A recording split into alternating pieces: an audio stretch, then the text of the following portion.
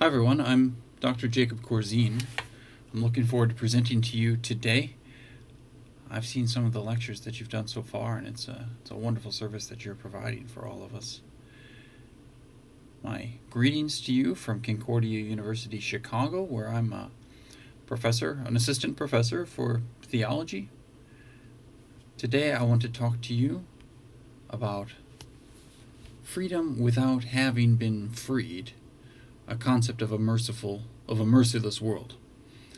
Now, this work will work out the way that these titles usually do, that I will try to work toward this title, but have an outline in place that works along this topic a little bit.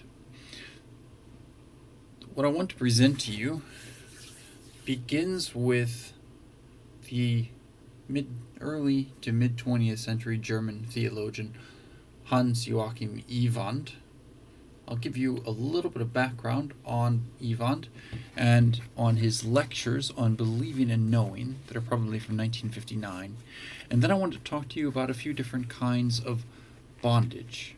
It's hard for us to talk about freedom without talking about bondage. And we'll speak about a bondage of the eyes, and then a bondage of your rest and peace, and then a bondage of your soul, and see if we can find a way forward out of that at the end. Eyes, rest, and soul. So Iwand was an early mid-20th century German theologian. He was a Luther scholar, to be sure. He lived through the threat of National Socialism and was afterward extremely frightened by the threat of communism in his day. His 1959 lectures on believing and knowing have a section where they deal with different reasons that lead people to deny God's existence, different motivations for this kind of denial. And for Iwand, who was very interested in Luther's study of the bondage of the will, don't think of that just as the title of a 16th century book, but think about that concept for what it is. The bondage of the will.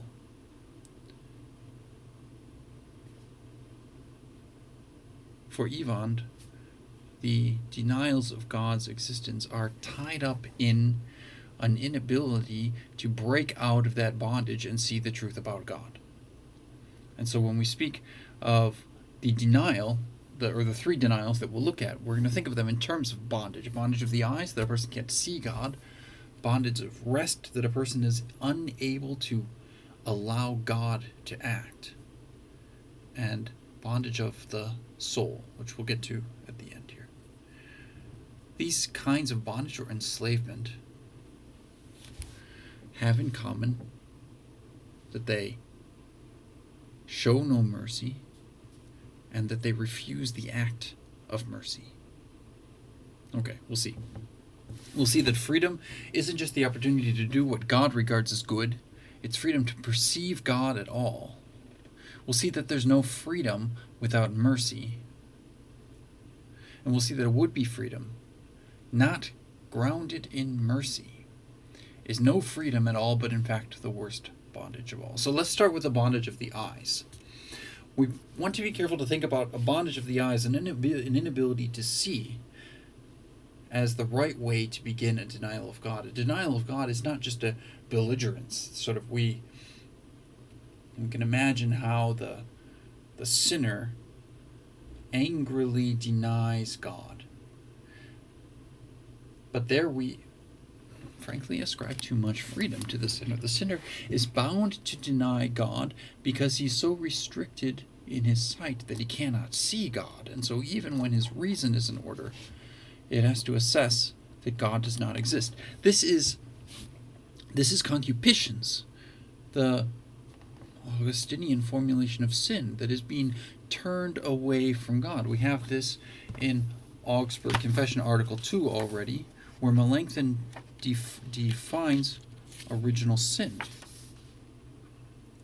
He says, likewise they teach that since the fall of Adam, all human beings who are propagated according to nature, all human beings are born with sin, except for Christ, are born with sin, that is, without fear of God, without trust in God, and with concupiscence, which in the German text, this is a translation of the Latin text, in the German text is they are full of evil lust and inclination. They are inclined against God. You see, it's not just indifference or ignorance, but it's a persistent blindness. You can't see what is behind you. There isn't a mirror in front of you, and there's no ability, or at least no desire, no willingness to turn your head around to see what is in a different direction than in the direction you're looking. This creates something like blindness. When we blind a horse, or when we block a horse's vision, we speak about blinders. Now, the thing is that any Christian can sympathize with this kind of blindness because we all suffer from concupiscence. But when we call it concupiscence with Augustine and with Melanchthon, and we consider what it is, then we actually take a step forward, realizing the nature of the problem. It's an epistemological hindrance. That means it's a limitation of what we're actually, of how, based in how we know things. And this in particular comes to bear in the realm of natural science, which studies what is observable, and immediately in that excludes God from its field of study. And so when you have your consensus, not without opposition to be sure, but your general consensus in the natural sciences that God does not exist, what we're dealing with actually is a limitation or a blindness of natural science, which cannot study that which it cannot observe. It feels like freedom, but it's only a freedom when you select the things that are below you, and focus on those. And you have freedom in that realm that is below you. But if you have left something above you not selected, then it's a freedom that is really a sham, because it's a bondage of the eyes.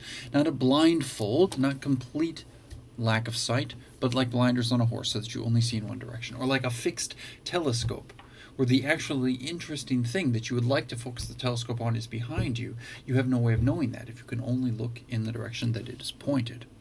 Now, Iwand saw this not as a cause for condemnation, but rather called to join people in their blindness, to acknowledge that you cannot see God except with the eyes of faith, and especially not with the instruments of observation that are available to natural science. And then Christianity brings liberation, freedom, sight from this, because with the gospel we call on people to turn their heads, to turn around and look to Jesus. And when doing so, we remove their eyes from bondage. This is liberation. This is the work of God. Okay, that's the first type of bondage, or type of denial of God's existence that is tied up in an enslavement that Iwand addresses. The second, I'm calling a bondage of the rest. Now, what do I mean by this? The title of this lecture, the title given to me, the very nice title given to me, refers to a merciless world. Now, this isn't the way that I choose to interpret this here in order to stick with Iwand. Is to say that this is not a mercilessness that is faceless. It's not that the world as a mindless aggregate of people that is beyond anyone's control is merciless, but rather that mercy, that lack of mercy, has a face and a motivation and a will. It's the mercilessness of injustice. This is a hot word these days. But as Christians approach it, one of the things that we can acknowledge is that it is constantly visible, and that we can also see it, and that our sense of justice calls for correcting it.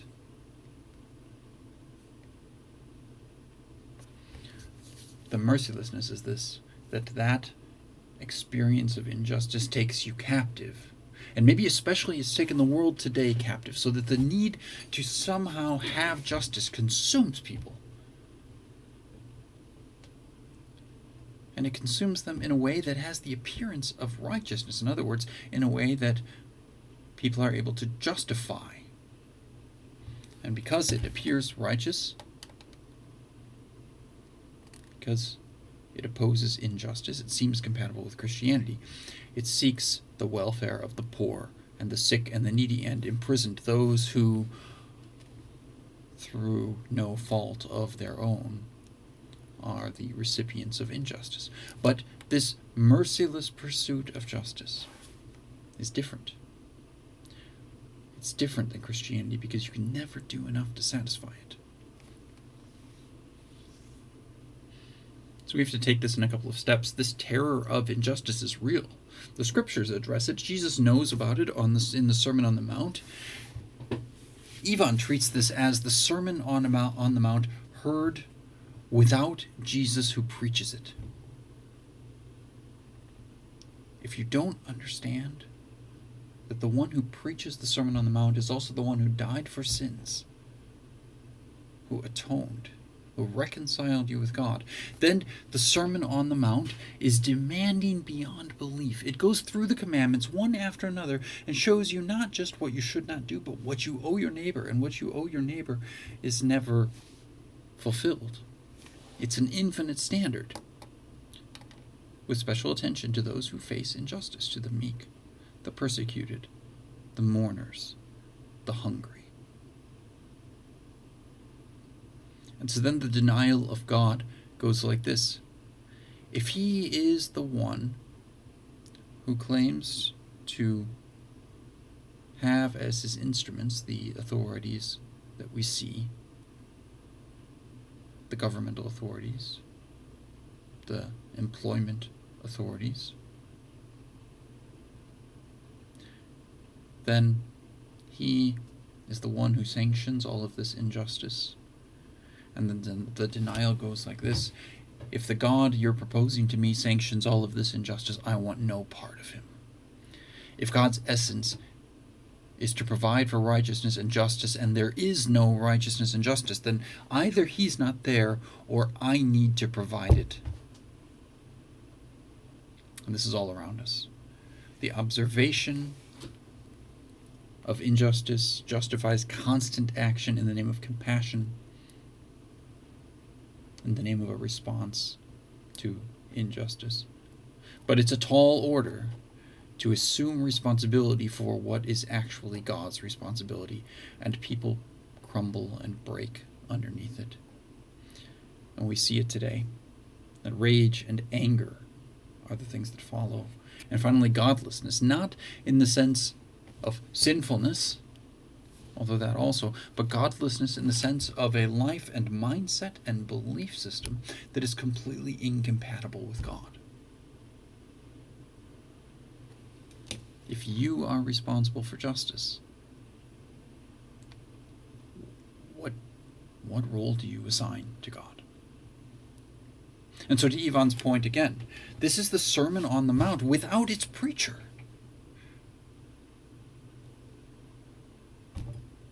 The Sermon on the Mount without forgiveness. In his death and resurrection, Jesus provided for the unjustly treated. He provided justice for them. And without this resolution of the injustice, without the adoption of those unjustly treated by men as the children of God, all that remains is human action. We're seeing this play out. Every human action is required. You must do everything. Nothing is enough. And as this plays out, we're on a clear path to destruction. Iwand was afraid. And we can sense this too. C.S. Lewis notes our collective sense of justice as he makes his case for God's existence in mere Christianity. We have it. He does this negatively by noting our revulsion in the face of injustice. We know these things exist. But he steers toward Christ. And if we don't do that, then we are on an eternal search to justify ourselves. And that goal is unattainable. I have this book at home right now called White Fragility that presents exactly that situation. That no white person can ever justify his or her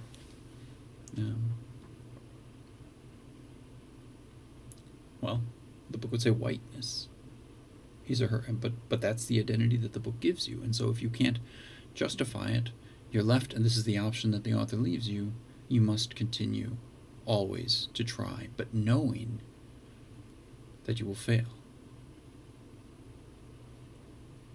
Luther's problem with the righteousness of works lays itself out here. To those who would seek to justify themselves by their works, or for those who would seek to justify themselves by their works, there is no hope. The only way forward is mercy. If you don't have that, then you live in the merciless world. The third denial of God's existence, which I'm categorizing as bondage of the soul. Now, all of these are bondages of the soul because it's the soul that is tied up with sin. That's true. But this one is special because it so deeply forces the alternative: freedom or redemption. But not both. It goes like this. Iwand speaks of an ethics of freedom. Now, this is a definition of freedom different from what we learn from the scriptures. It's being completely unbound, tied down, controlled by nothing, under no authority at all. This sort of freedom has to object to God because his existence, his existence proves that there are things beyond your control and that you are not free. It objects to every kind of boundary, because any boundary means that you are not free. But the objection to God here runs even a little bit deeper, because God does something that is ultimately offensive, not in that he puts up a wall or a boundary around you, but in those words, your sins are forgiven. He offends the free person, because in that act, he takes away the consequence of your actions, and therefore the responsibility for your actions. And someone who does not bear responsibility for their actions is not free. In this view, the Christian who receives Christ's redemption becomes like a child and is not held responsible for his or her life like an adult is. A God that does this is intolerable to an ethics of freedom. And his redemption is intolerable. And in fact, it's because of the redemption that is promised that this God is intolerable. And this is for Iwand the ultimate scare. The denial of any possibility of redemption.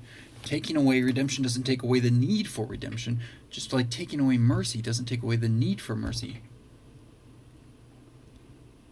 But if my interactions with my neighbor create a need for mercy, but bring none, then only one course remains.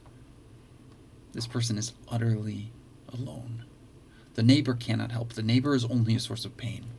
Alone is the only way to pursue this life, seeking to climb the ladder of achievement in the attempt to find that so elusive justification. Because there is no merciful redemption. And so you become your own God. And if you are your own God, then you're in your third denial of the true God. And for Iwand, this also, just like the other two, is comprehensible to the Christian. And so he calls for us to live turned to our neighbors. It's a call to vocation. Live mercifully because you have been shown mercy. It's a rejection of a certain type of freedom. But it's a rejection just like Luther's in the freedom of the Christian. A Christian is servant of all, but a Christian is totally free. All three of these denials of the existence of God represent ways to understand ourselves as human beings. The first is us thinking of ourselves as rulers over all things, beyond which nothing exists. If we can't observe it, it does not exist. We are the top. The second conceives of us as workers of justice, collectively engaged to set right every wrong, and so to prove our worth to one another. And the third as singular champions, pursuing personal achievement with no connection to the neighbor. But the mercy of God in Christ dashes them all. It opens your eyes to what you cannot see. It provides justice for the oppressed, removing the burden from your back, and it sets you in relationship to your neighbor, a relationship based in redemption and forgiveness.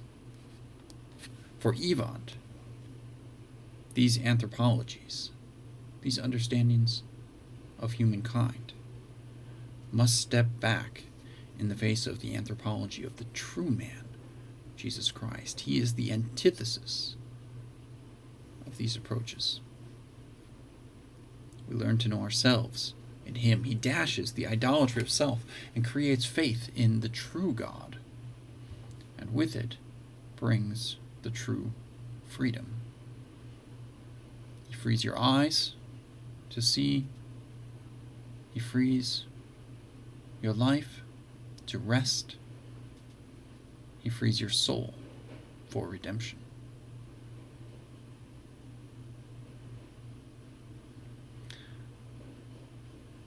I hope this lecture is of some help to all of you.